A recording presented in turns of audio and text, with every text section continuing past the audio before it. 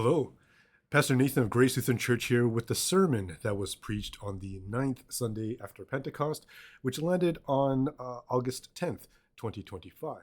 You can check the description of this video for the links that pertain to this sermon, like the link for the video of the readings being read, the bulletin for the service that this sermon came from, and the link for the live streamed service itself. You can view those because they would help with the understanding of this particular sermon. But before we get started, let's have a word of prayer. Holy God, by the power of your Spirit, may our souls be enlightened, our hearts illumined, and our faith inspired through Jesus Christ, in whom we live. Amen. The story that we get in our first reading for today always makes me think of this time when I was in Saskatoon for ministry. It was my first year when I was still getting used to not being in BC, not being around all my friends and family, and just not being in my comfort zone in general. As many of you know, I was born and raised here in Vancouver and lived in and around the city until I left for seminary when I was in my mid-20s. Before then, I had never been outside the Lower Mainland for more than 2 weeks at a time, and maybe less than 2 months total. So I was very much this BC kid, finding myself living in this new and different landscape, and that was a real trip for me. I was excited to learn, sure, but if I were being honest, I was more scared than anything else. I was afraid of being so far out of what I was raised in and so used to, and afraid of how I'd adapt or not adapt, just afraid of what this future of change held for me. So at this point in my seminary experience, I still very much felt like an outsider, not just in the school community, but in the city itself as well. I looked different, I talked different, and I certainly acted different. It wasn't an easy time for me. Anyway, the specific instance that I'm reminded of by today's first reading happened at our student retreat that year.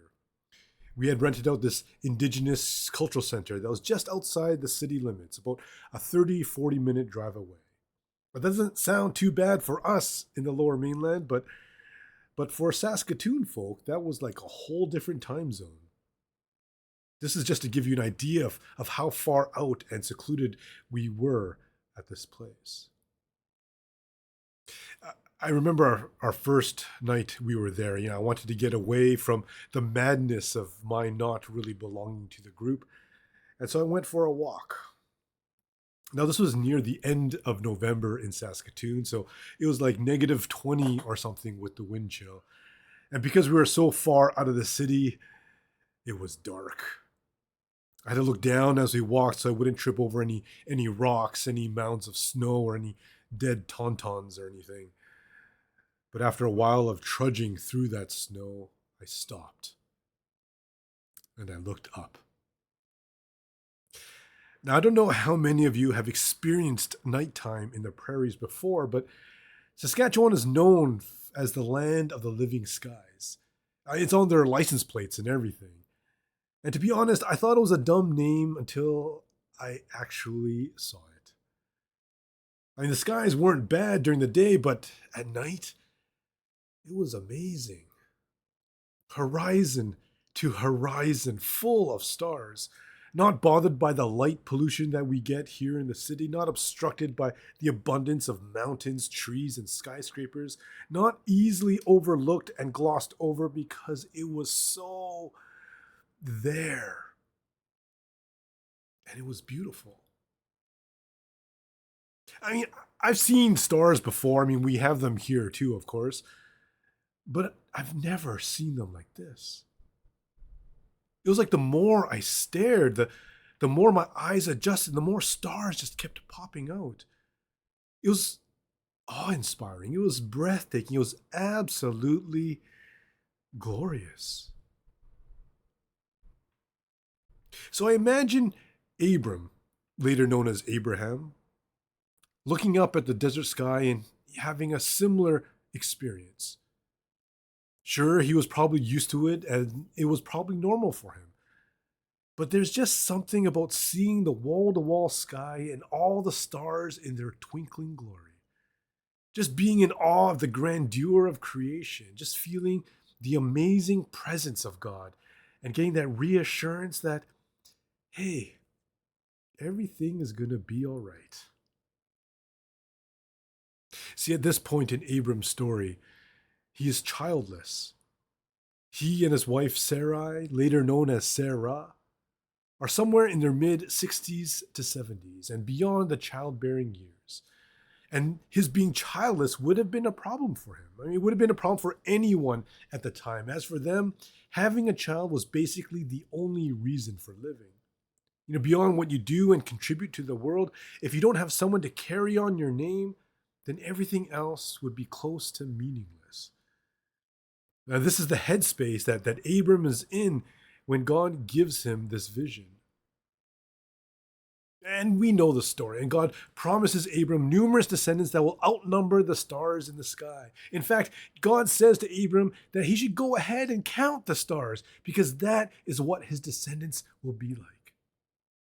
And as you can imagine, if you ever saw a sky full of stars like I did, or what I imagined Abram to be looking at, counting those stars would be just impossible.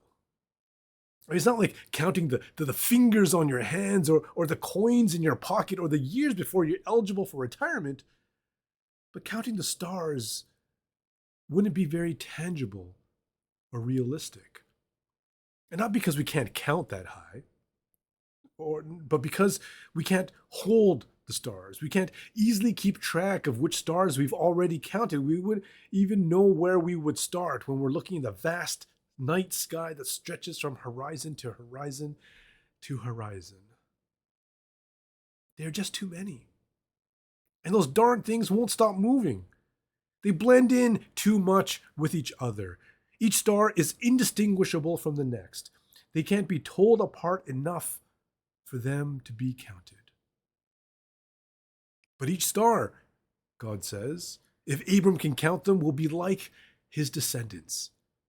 And while God probably meant in number, I also think that God could have meant in nature. In that each star is lost in the multitude of stars, blends into the background, and unable to be singled out and counted. But at the same time, each star is beautiful in its own right. Each star holds a uniqueness that makes them intrinsically them. Each star, when put together with all the other stars, paints for us this grand picture of God's creation, God's face shining on us, God's love that is extended to us all. As it is with Abram's descendants, as it is with all of God's people, as it is with us. As difficult as life can be, we're all individually and wonderfully made and brought together to be this mosaic of diversity, facets of God's beauty, and reflections of God's love. And this is a gift that we don't earn, but one that we are created and born into and learn to realize and accept. And this is what Jesus means in our gospel reading for today when he tells his disciples and us to not be afraid because it is God's good pleasure to give us good things. These good things being belonging, meaning, and purpose.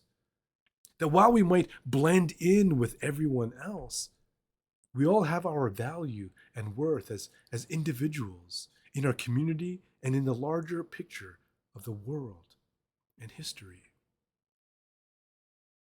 Today in church, we celebrated a baptism. And with that, we remember our own baptisms and what it means for us. That regardless of when it happens, as a baby, as a teen, or a fully grown person, through baptism, God very intimately says to us, hey, I see you and I got you. And then shows us how we have always been held close by the arms that created the universe. And this is where we can find the confidence and boldness to be who we are in the world, that no matter what life brings or doesn't bring, we can rest assured that we are valued and loved and identified as God's people, full of worth, and called and welcomed into God's kingdom forever. And I know it doesn't always feel this way. The world will tell us different and give us reasons to be afraid, to feel unwelcome, and to make it seem like we don't belong. But in God's unchanging love for us all, know that it isn't up to us or how much we want or don't want this identity. God will wait for us. God will be there with us, and God will hold us in our fears. Again, not because we've earned it, but it is because it's God's good pleasure to give it to us. And in that promise, we have nothing to fear. So in this season after Pentecost, may we see the beauty of God in and around our lives, that we may be inspired to live as God's people in the world, reflecting the love that we have received into all people. Thanks be to God.